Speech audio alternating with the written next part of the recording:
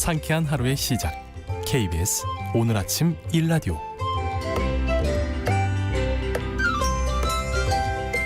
내가 가진 재산 가치를 더 올리고 손실을 줄여주는 방법을 배워보는 시간, 감정평가 재테크 시간입니다. 요즘 고금리에 빚을 감당하지 못하고 나오는 경매 물건이 많다고 하는데요.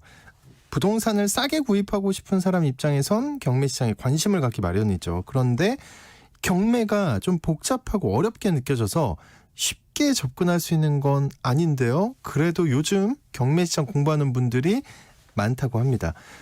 특히 경매로 재테크할 때 감정평가 활용이 중요하다고 하는데요. 박효정 감정평가사님과 한번 이 얘기 나눠보겠습니다. 어서 오십시오. 안녕하세요. 네, 저도 경매에 관심 많은데 네. 책도 한 두세 권 읽어봤어요. 그러셨어요. 전문가? 하지만 아니요. 하지만 거기까지였다. 바로 덮었다. 근데 요즘 경매에 관심 진짜 많은 것 같아요. 네. 특히 경매 물건이 많아서 관심 가져볼 만한 시기라고요. 맞습니다. 지난 몇 년 동안에 금리가 계속 높은 상태가 엄청나죠. 지속이 됐었는데 네. 그러면서 이제 부동산 시장이 조금 침체를 겪었죠.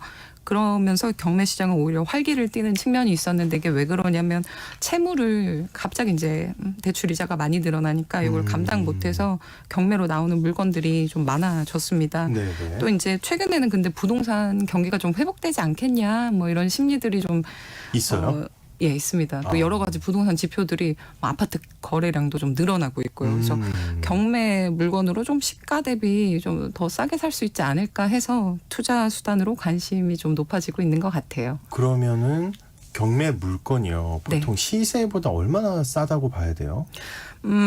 경매가 한 번만에 낙찰이 되지는 않고 이 경매가 회차를 진행할수록 뭐 싸지는 거 20%, 아니에요? 네. 30%씩 이 지역에마다 다른데 그 최저 매각 가격이라는 게 낮아지게 됩니다. 그래서 네. 원래 시가가 1억 원짜리였는데 1차 경매에서 낙찰이 안 됐다. 그럼 다음 회차로 넘어가잖아요. 그럼 한 20% 까지면은 이제 8천만 원 되고 또 그 다음 회차로 가면은 8% 6,400만 원 되고 이렇게 낮아지니까 회차 넘어갈수록 시가보다 많이 싸지게 되죠. 네. 그 경매가 있잖아요. 네. 딱 네네. 나오는 거. 그거는 원래 감정평가사가 정하게 돼 있는 거예요? 예, 감정평가사가 경매 가격을 결정을 합니다. 경매를 진행하는 이 법원에서 감정평가 회사에 직접 그 경매 연계 물건이라 그래가지고 이게 자동으로 의뢰가 되도록 하는 시스템이 전산화되어 있어요. 그렇군요. 법원이 의뢰를 하는 거군요. 예. 예. 그럼 그렇게 의뢰를 받은 물건 중에 사례가 있으면 좀 얘기를 하나 해주세요. 네. 최근에 그 의뢰받은 아파트 경매 감정이었는데요. 등기부 보니까 이제 소유자였던 이모 씨가 2021년 초순에 그러니까 8억 원에 이 부동산을 샀는데 대출을 한 5억, 2021년에. 예, 5억 정도 껴가지고 사셨더라고요. 근데 그때서부터 뭐 지금까지 가격을 이제 쭉 보니까 이분이 샀었던 때가 이제 가장 고점이었던 시점이더라고요. 그러니까요. 예. 뭐 그런 경우 많이 있잖아요. 그럼요. 2021년. 예. 주식이나 아파트나. 그쵸. 네. 슬퍼집니다. 근데 그때는 예. 대출 이자가 그래도 많이 낮았어요. 그러니까 아마도 내가 한 5억 정도 대출을 받아도 뭐 이렇게 부담할 여력이 있다고 생각했었겠죠. 그리고 더 오를 거라고 그렇죠. 그때는 기대를 했죠. 맞아요. 예. 근데 2021년 하반기부터 이제 금리가 완전 그 수직 상승을 예. 하게 됩니다.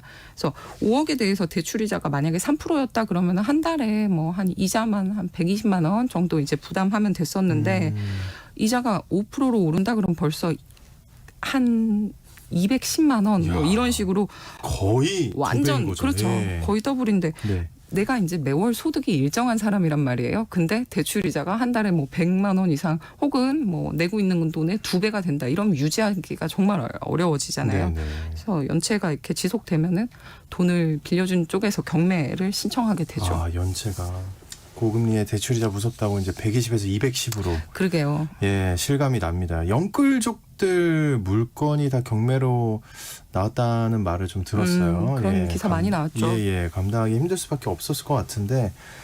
자, 그럼 이런 물건의 경매가를 얼마로 정할지 그 감정평가사들은 어떤 방식으로 평가를 하는 건가요? 기본적으로는 이제 시장 가격으로 평가를 하는데 시장 가격이라는 게 뭐냐면 그러니까 앞서서 소개했던 그 이모 씨의 경우에 2021년도에는 이제 8억에 샀잖아요. 근데 지금 거래되는 현황을 보니까 한 6억 후반에서 뭐 정말 잘하면 한 7억 정도 그 정도 나오는 정도로 떨어졌더라고요. 네. 그래서 경매 평가를 할 때는 이제 그 아파트 단지의 현재 시세를 파악하는 게 중요하니까 가장 최근에 거래된 사례가 얼마인가, 그리고 최근에 이제 거래하면서도 보통 대출 끼고 거래 많이 하잖아요. 그럴 때 이제 대출 감정을 또 받게 됩니다. 그 대출 감정 받은 그 금액은 이제 어느 정도 수준인가, 또 매물은 얼마나 나와 있는데 뭐 최저 매물은 얼마이고 최고 매물은 얼마인가, 이런 것들을 좀 상세하게 조사해서 네. 현재 팔리면 얼마에 팔릴까, 이런 시세로 감정 평가를 하게 되죠. 그렇군요. 얼마에 샀나, 그리고 과거의 가격과 얼마에 팔릴까, 미래의 가격, 그렇죠. 네, 담보가액까지 여러 가지가 다 반영돼서 이제 경매가에 나온다. 네네. 이건데. 근데 경매가는 시세보다는 좀 싸야 되지 않나요? 네, 그렇게 알고 있는데, 그 앞서 경매가와 시가 차이도 말씀해 주셨는데, 경매 평가가 일반적인 시세보다 조금 높게 평가가 된다는 말도 있던데, 이게 무슨 말인가요? 이게 경매 감정을 의뢰를 받으면 이제 뭐 등기부도 보고 뭐 이렇게 하면서 이 경매가 왜 들어오게 되는지를 이제 보게 되거든요. 뭐 채무는 그것까지 봐요? 얼마고, 그럼요. 네. 네. 채무가 얼마인데 경매 신청은 누가 했고 뭐 이런 것들을 보게 되는데, 이 보다 보면은 담보대출 받은 거 그것뿐만이 아니라 뭐 땡땡 신용카드 회사에서 뭐 2천만 원, 뭐 어디 보험 회사에서 뭐 4천만 원, 이렇게 가압류가 걸려 있기도 하고, 그러니까 채무가 담보 대출뿐만이 아니라 아니면 또 이제 지인들 간에 돈거래하면서 부동산 내가 이거 쪽에 담보로 줄게 해갖고 이렇게 그런 채무들이 있는 경우가 있고, 그래서 채무가 좀 여러 개가 있는 경우가 있더라고요. 그렇겠네요. 예, 예. 안타깝죠. 근데 물론 채무가 얼마인가 그거에 따라서 물건의 가치를 결정을 하는 거는 아닌데 그래도 이제 경매 특성상 또 한 번만에 탁 낙찰이 안 되고 또 유찰이 계속 다음 회차로 넘어가는 경우가 많으니까 네. 경매 감정을 이제 저의 경우는 일반적인 시가보다 살짝 좀 높게 평가합니다. 그래요. 그러면 내가 이 7억 원 경매가로 나온 아파트를 사고 싶다라고 네네. 하면 이제 입찰을 한다고 하잖아요. 내가 네. 얼마에 사겠다. 이때 얼마를 써야 하는 걸까요? 나는 한 5, 6억에 사고 싶은데. 얼마 쓰고 싶으세요? 저요? 경매. 한번 놀라운 가격 보실래요? 네, 얼마를 써내야 되는 건가요? 예. 경매 감정가가 7억 원이 나왔다 그러면은 최소한으로 입찰해야 되는 금액이 7억이 됩니다. 그래서 그래요? 7억 예. 원보다 1원이라도 내가 낮은 가격을 썼다 그러면 무효가 돼요. 근데 예. 감정가 7억 원으로 시작된 그럼 1차 아무도 안쓸 것 경매에서 같은데, 예. 그렇죠. 아무도 안 쓰는 경우들이 있잖아요. 사실 내가 좀 시가보다 싸게, 시세보다 싸게 사야지 경매 그러니까요. 투자에 메리트가 있는 건데 그 한 번에 낙찰을 안 받는 경우에는 이제 다음 회차로 넘어가면서 20% 혹은 이제 30%씩 차감이 되니까 그런 거를 노리고서 그럼 다들 웬만하면 잘 안 쓰겠네요. 처음에를 이제 정말 좋은 막 그런 거 아니에요? 그렇죠. 네. 좀 유찰을 기다리는 게 일반적인 경매 투자자의 심리죠. 예, 그러면 이제 회차로 넘어갈 때는 감정평가 다시 안 받는 거죠? 네. 그냥 차감이 되는 거죠? 맞아요. 재감정 안 하고 일률적으로 이제 퍼센트 차감이 되는데 뭐 30% 차감되는 지역이다 그러면 아까 그 감정가 7억 원이었던 아파트가 다음 회차에 4억 9천이잖아요. 그럼 내가 그때는 이제 얼마 그때 쓸까요? 전쟁이 될 것 같은데. 그때는 5억 쓰는 사람도 있고 6억 쓰는 사람도 있을 겁니다. 근데 6억을 써도 내가 뭐 원래 7억짜리 아파트니까 한 1억 원의 시세 차익을 본다 이렇게 생각하고 입찰을 하는 거죠. 그러니까요.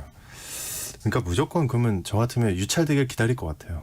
네, 그랬다가 이제 싼 가격에 네. 살 수 있길 바랄 것 같은데, 그렇죠? 이 작전이겠죠? 그렇죠. 대부분이다. 대부분이 그렇죠. 예. 눈치 게임 하면서 그렇죠. 그 낙찰가가 100%가 넘어가는 경우도 있어요? 예. 있습니다. 예. 이걸 뭐라고 하나요? 고가 낙찰이라고 하는데요. 네. 이게 저희 사무실에도 이제 최근에 경매 낙찰을 너무 높게 받았다고 이제 연락이 온 분이 있었는데 아이고. 감정가가 2억이 나온 빌라를 거기에 이제 전세가 2억 이상 들어 있었나 봐요. 그러니까 이제 2억 5천 정도 이분이 낙찰을 받았는데 이분이 생각할 때는 전세가 그 2억, 2억 예. 넘게 들어 있으니까 전세 시세가 더 높은가 보다 여기는. 그럼 내가 새로이 전세를 맞춰가지고 투자금을 전체 회수할 수 있는 거 아닌가 이래가지고 그러니까요. 이제 네. 좀 고가 낙찰을 했는데 또 그날따라 법원 장소에 사람들이 되게 많았나 봐요.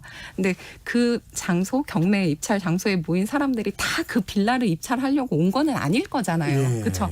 근데 이제 이 경매장의 분위기가 좀 후끈하고 그러니까 거기 약간 분위기에 휩쓸려가지고 아이고. 내가 예. 이제 시원하게 딱 금액을 써서 고가 낙찰을 받았는데 조사를 해보니까 그냥 전형적으로 역전세가 난 상황이었던 거예요. 뭐 전세 시세가 엄청 높고 뭐 그런 데는 아니었어요.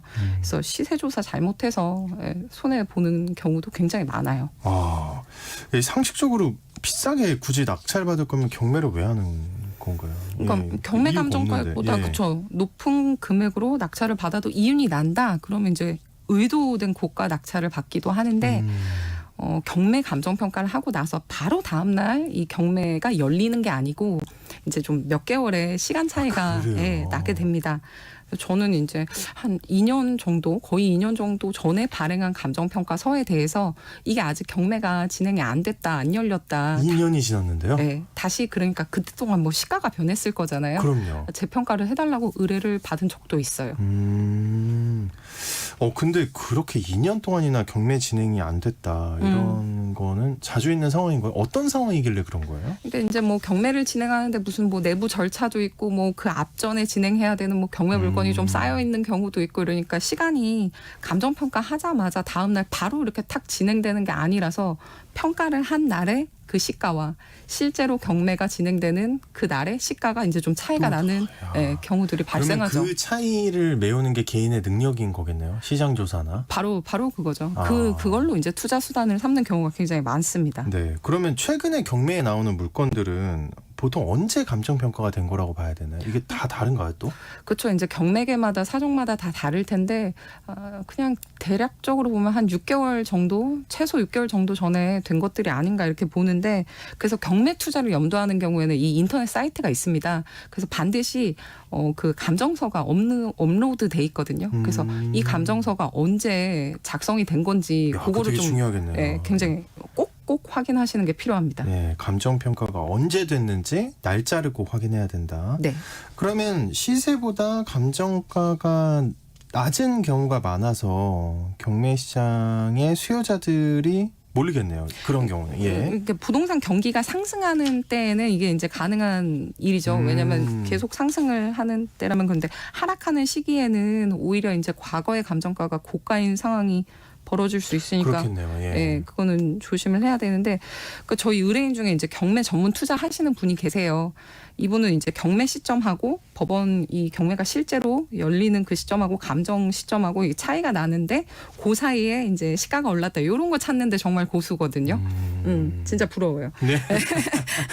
그러니까 예. 재개발 재건축 같은 정비구역 이슈 있는 데서는 6개월 전에 감정평가 뭐 3억에 나왔는데 그 사이에 무슨 뭐 인가가 났다든지 뭐 이슈가 발생하는 경우가 있어요. 그럼 갑자기 이제 좀 확 시가가 오를 것 확 같은데. 예. 오르거든요. 예. 그러면 이제 최저 매각 가격보다 더 이상으로 해도 내가 수익을 볼 수 있게 되니까 그렇게 해서 돈 많이 버시더라고요.